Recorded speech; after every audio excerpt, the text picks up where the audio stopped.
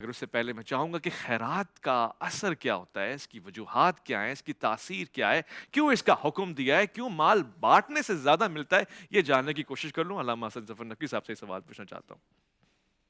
بسم اللہ الرحمن الرحیم الحمد للہ والصلاة علی اہلہ اما بعد لیس البر ان تولوا وجوہکم قبل المشرق والمغرب ولکن البر من آمن باللہ والیوم الآخر والملائکۃ والکتاب والنبی وآتى المال علی حبہ ذوی القربى والیتامى والمساکین وابن السبیل والسائلین وفی الرقاب۔ ابھی یہاں تک رکتے ہیں، آیت آگے تک ہے۔ صحیح۔ دیکھنا یہ ہے کہ ایمان ہے کیا۔ قرآن مجید میں ایمان کسے بتایا گیا ہے؟ ہم اکثر زکوٰۃ جب بانٹتے ہیں تو سمجھتے ہیں کہ ہم نے بہت بڑا کام انجام دے دیا۔ آج یہ غلط فہمی تمام مسلمانوں کی جو سننے پائی دور ہو جانی چاہیے کہ زکوٰۃ کار خیر میں نہیں ہے۔ یہ سن لیں آپ، زکوٰۃ ایک ایسا حکم ہے جیسے نماز، جیسے روزہ، جس کے نہ کرنے پر گناہ ہے۔ جب آپ یہ کام انجام دیتے ہیں تو آپ نے ایک واجب ادا کیا ہے نا، خمس ہو یا زکوٰۃ۔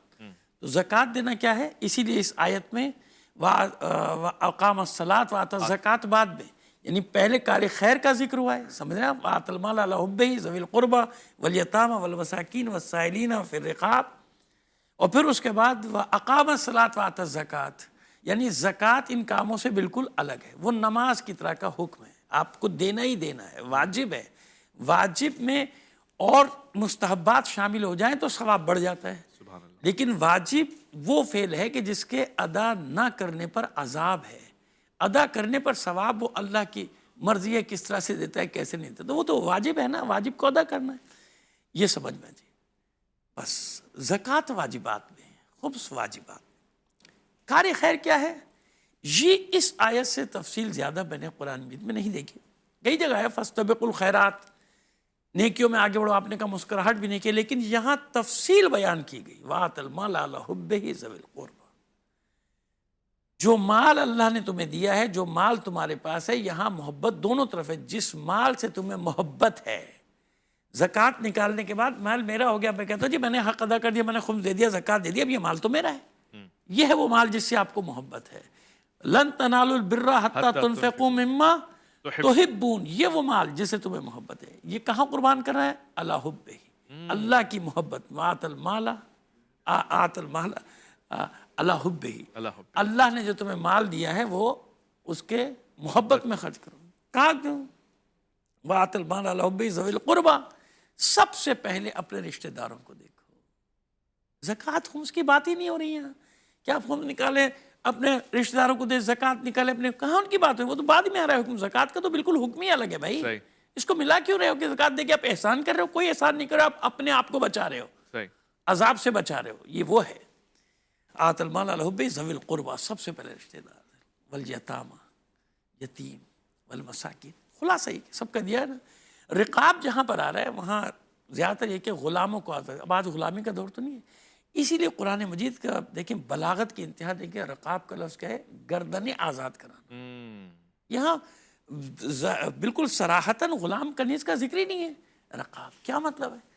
یعنی آج بھی دیکھیں گردنیں قرضوں میں جکڑی ہوتی ہیں نا لوگوں کی، بیچارے مظلوم لوگوں کی۔ میں ایک جملہ کہہ کے ختم کروں گا، پھر میں چاہتا ہوں اپنے بھائی سے تفصیلات لوں، پھر ہم بعد میں بات کریں گے، لیکن ظاہر وقت کے آپ کی قید ہوتی ہے۔ تو میں یہ بات عرض کرنا چاہ رہا ہوں کہ دیکھیے ایک بات کو ہمیشہ یاد رکھیے، میں خوشحال ہوں تو یہ نہ سمجھو کہ پورا معاشرہ خوشحال ہے۔ واہ۔ میں اپنے بچوں کے قیمتی کپڑے بنا سکتا ہوں تو یہ نہ سمجھوں کہ سب خوشحال نہیں۔ عید وہی ہوتی ہے، میں نے ایسے بہت المیے دیکھے ہیں، میں کئی پروگراموں میں بات بھی کر چکا ہوں، میں خود اس کا ذاتی مشاہدہ کرتا ہوں کہ جب ہم عید منا رہے ہوتے ہیں نا، یقین مانیں آج سے کچھ خاندان، ہزاروں لاکھوں خاندان ایسے ہوں گے جن کے گھر والے گھر گھر جا کے دروازہ کھٹکھٹا رہے ہوں گے کچھ قرضہ مل جائے۔ کیوں؟ وہ بچوں سے پورے رمضان سے کہتے چلے آتے ہیں کہ ملیں گے پیسے، پیسے ملیں گے، ہمارا سیٹ ہمیں دے گا، ہمارا مالک۔ آخر میں کچھ نہیں رہتا ان کے پاس، وہ ایک ایک دروازہ ڈھونڈ رہے تھے کہیں سے کوئی تھوڑا سا قرضہ ملے، میں اپنے بچوں کے لیے ایک چھوٹا سا 200-400 کا ایک جوڑا پہن لوں، یا 100 روپے کی ایک چپل لے لوں۔ یقین مانے عید یہی ہے کہ اگر ایسا کوئی ڈھونڈ کے تم اپنے ہاتھوں سے کرا دو عید، نہ سمجھو کہ سب خوشحال ہیں۔ اس وقت مہنگائی کا جو عالم ہے آپ دیکھ رہے ہیں نا کس طرح سے، صحیح۔ بہترین عید یہ ہے، یہ تو ہمارے بھائی بیٹھے ہیں تو خدمت کریں نا، میں کہتا ہوں نہیں، ساری دنیا میں یہ المیے بکھرے ہوئے ہیں، اپنے ہاتھ سے ڈھونڈو، کرو خدمت. یہی عید ہے، صحیح کہہ رہے ہیں. بہترین عید ہے جب انسان کا دل مطمئن ہوتا ہے. وجہ فرما رہے ہیں. یار اس کے بغیر آپ کی زکوٰۃ، آپ کا خون، یہ سب ٹھیک ہے، آپ پارٹی دے رہے ہیں. ڈھونڈو ان غریبوں کو، ڈھونڈو سفید کالر، وائٹ کالر جن کو کہتے ہیں نا، ان سفید پوشوں کو ڈھونڈو جو بیچارے مانگ نہیں سکتے. چوراہے پہ کھڑے ہو کے، چوراہے پہ کھڑے ہونے والوں کے تو شاید تھیلے بھر جاتے ہیں، وہ نہیں مانگ سکتے. صحیح کہہ رہے ہیں. باعزت لوگ ہوتے ہیں. وجہ فرمایا آپ نے.